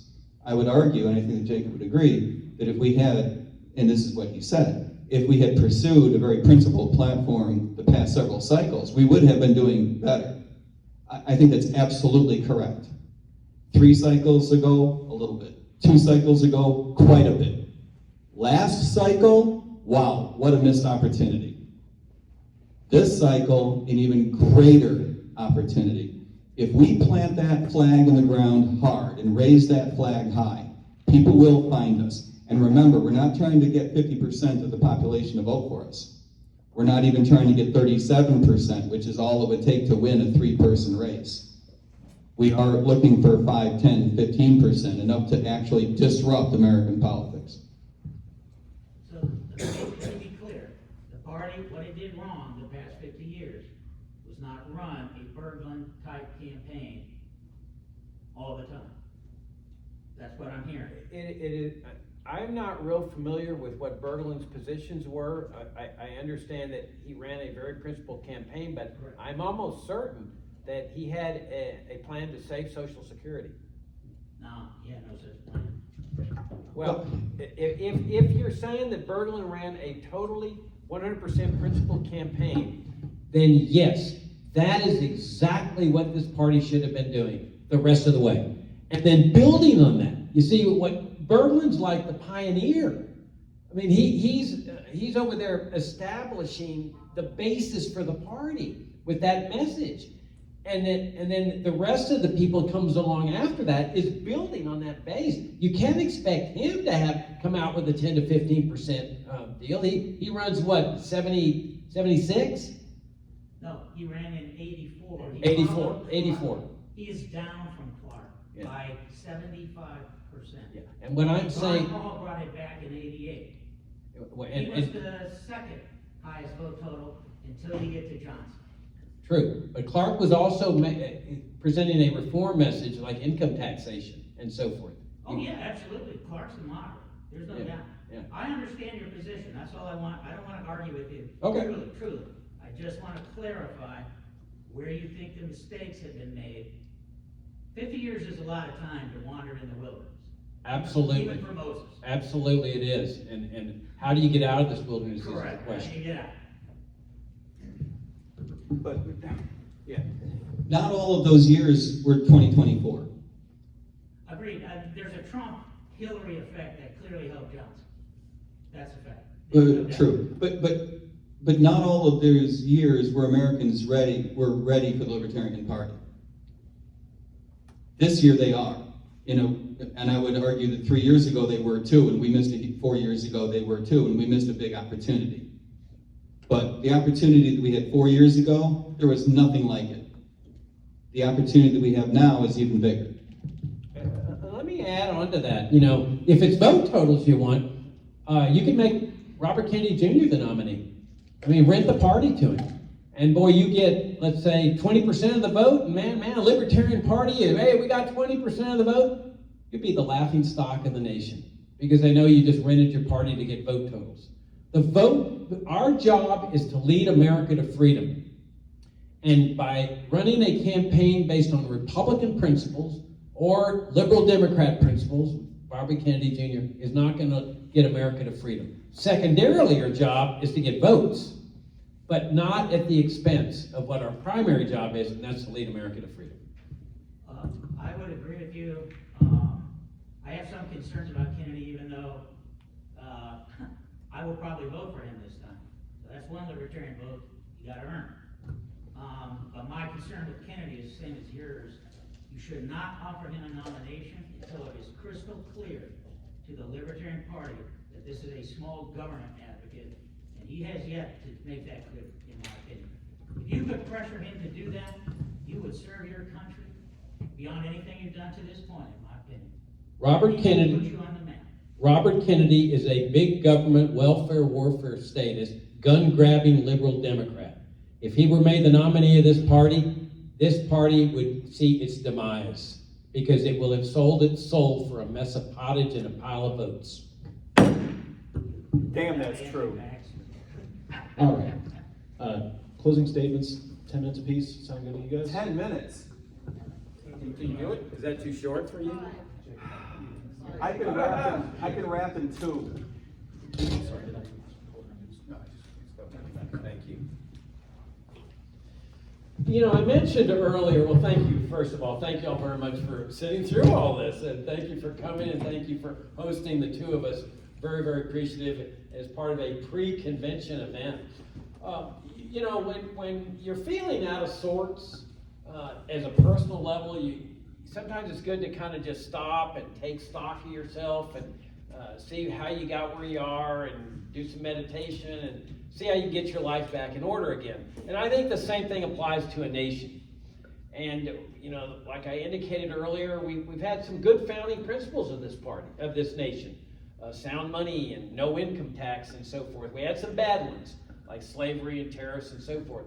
But if we look at the positive side of this thing, I'm often told that libertarianism is utopian. That's one of the attacks we get. Oh, you guys are just utopian. Well, utopian implies something that can't be achieved. If we look at my favorite time in history, and it certainly was no libertarian panacea, I don't want to suggest that, but 1870 to 1910 is my favorite time. Because look at what they were able to achieve. A society of no income tax, no Social Security, no Medicare, no immigration controls, no welfare state, no socialism, no minimum wage laws, no economic regulations to speak of. There was the Sherman Antitrust Act of 1890 and a few others. No gun control, no drug war. They show that this is not a utopian philosophy. This is a very real philosophy, and that's why I'm saying that we ought to go into this race saying, let's build on that. If our American ancestors could do that, no foreign intervention, no national security state, let's go in there with a practical message that this is achievable. Now, we're at 1%, and the voters are telling us this. The voters are saying, we don't like your message. It's not that they don't like our candidates. It's that they don't like our message. I don't know how they could ever get the message across to us. We're not going to, if voter sentiment has not changed over the last 3 years, it's not going to change over the next 8 months. Why would it? Okay, Joe gets 1%. Now the 2 Wall Street Journal polls 3 years later is still at 1%. What would cause voters to change their mind all of a sudden? I'm saying that if you want to have the possibility, even if you don't accept what I'm saying, that we can achieve a major breakout with a principled message, 100% open borders, dismantle Social Security, and legalize all drugs, even if you can't buy that, at least it's a possibility. Imagine you're a soldier, and you've got you're by yourself, and you've got a company of enemy soldiers chasing you, and you come to the edge of a cliff, and you know they're going to kill you, and there's a 50-foot drop off to a big, deep river there. Okay, you got a choice. You can stay where you are and get killed, or you can jump into that river. You might die anyway, but at least you got a shot. Okay, that's where we are right now. We know the results of the 2024 election. It's at 1% or less. It may be somewhere between 0 and 1%. Your only shot in this party to achieve this major breakout that's going to bring me my freedom, which is why I'm in this race, is to change directions completely, dramatically. And that means moving in the kind of campaign that I'm calling for. I contend it is the only thing that can achieve this breakout that puts freedom into play, 10 to 15%, by running a guerrilla campaign that relies on word of mouth, not on the major media, the New York Times covering my campaign or the Wall Street Journal. No, word of mouth. Hey, there's a guy out there that's favoring open borders. Hey, there's a guy that's favoring open borders. Hey, in the black community, there's a guy that's going to end this racist government program called the war on drugs, and it spreads from word to word. That's how we achieve this breakout. I have maintained ever since I discovered libertarianism that our principles are our greatest asset. When I was on that platform committee, I saw people coming in, especially from the Republican Party, because they were targeting Republicans to come in. They were recruiting Republicans. And they were coming in saying, your principles are liabilities. You can't win races with this. This is how that plank abolishing the CIA got out of there. And abolishing the FBI. People won't take us in a credible sense. If we're going to do well, we need to be credible. We can't call for abolishing Social Security and Medicare because people won't vote for us. In other words, our principles were considered liabilities. They were considered albatrosses, and they were trying to water down the party back in the 1990s. And there was a couple of us that were resisting this. 3 terms I served on the platform committee saying, no, these are our assets. This is what will lead America to freedom, and we've got to maintain our principles. Our principles are our weapons. I say let's go into battle against these people that have destroyed our freedom, our prosperity, everything. Look at the crises we're living under. Education crises, foreign policies, monetary crises, debt crises. There are crises everywhere that these people and their system have inflicted on us. There's only one way out. Immigration crisis. There's only one way out, and that's libertarianism. This is the greatest political and economic philosophy in the history of mankind. And we've got to run a presidential campaign on that basis, where we take it to the voters in a way that they are not expecting at all. They're expecting the regular, moderate, Gary Johnson type campaign, school vouchers, Social Security privatization, monetary reform. Give them something that they're not expecting this time around. Give the world something they're not expecting. Let's go into battle as who we are. We are libertarians. Let's go into battle against these people, these statists that have destroyed our freedom. And let's lead America and the world to the highest reaches of freedom, peace, prosperity, and harmony that mankind has ever seen. Let's go into battle against these people with our principles, with who we are, and then let us seize the day. Thank you very much.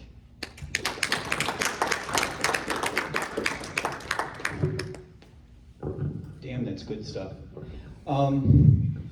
Look, to your point, you made some really important comments earlier, and I hope you didn't think that we were blowing them off. Hobbit. It is true that we have missed opportunities in the past, in my view. It is also true that we have lacked success in the past, in my view.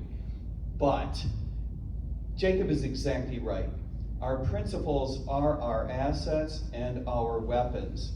But the context of those weapons and those assets is very different now than it used to be. It used to be that those weapons couldn't be as effective as they could be now.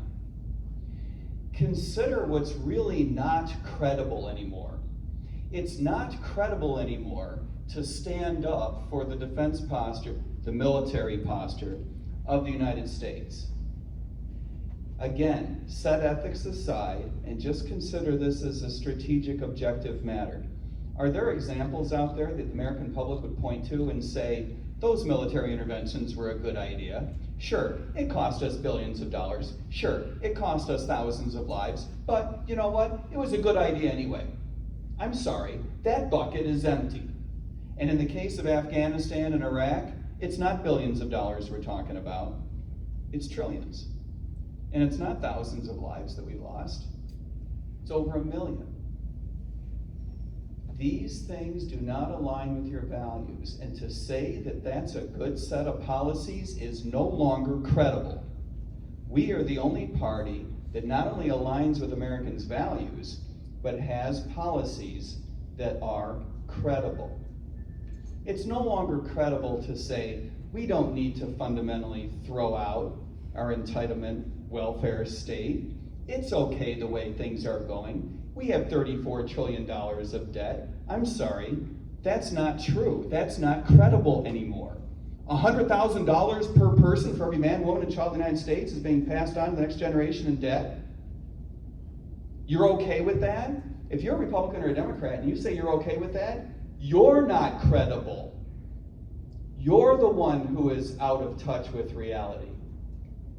If you think it's okay for the Federal Reserve System to continue along the way it's going, you're okay with the 2% target that the Fed misses, you're okay with that.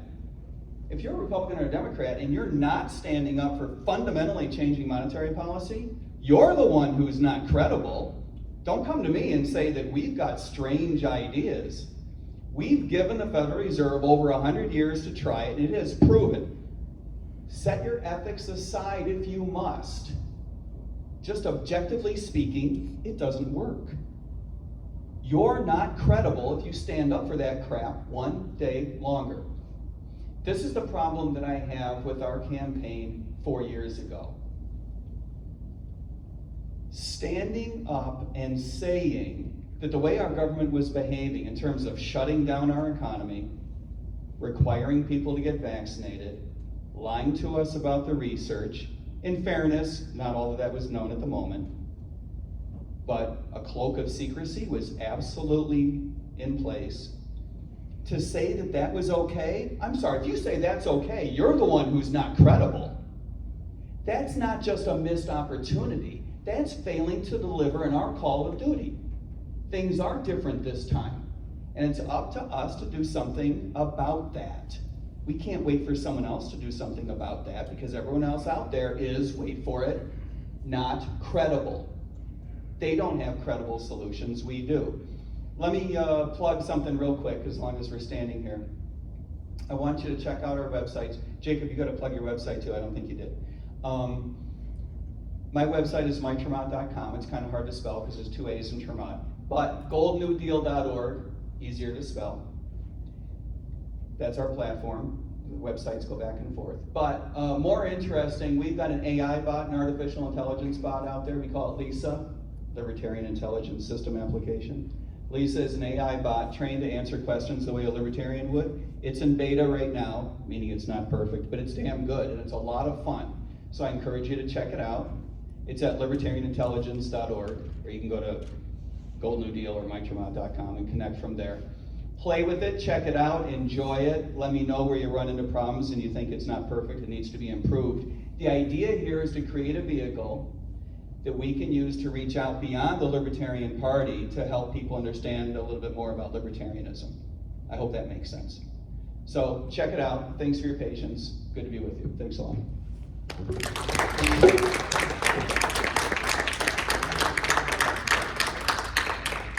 Thank you. Boy, time went by.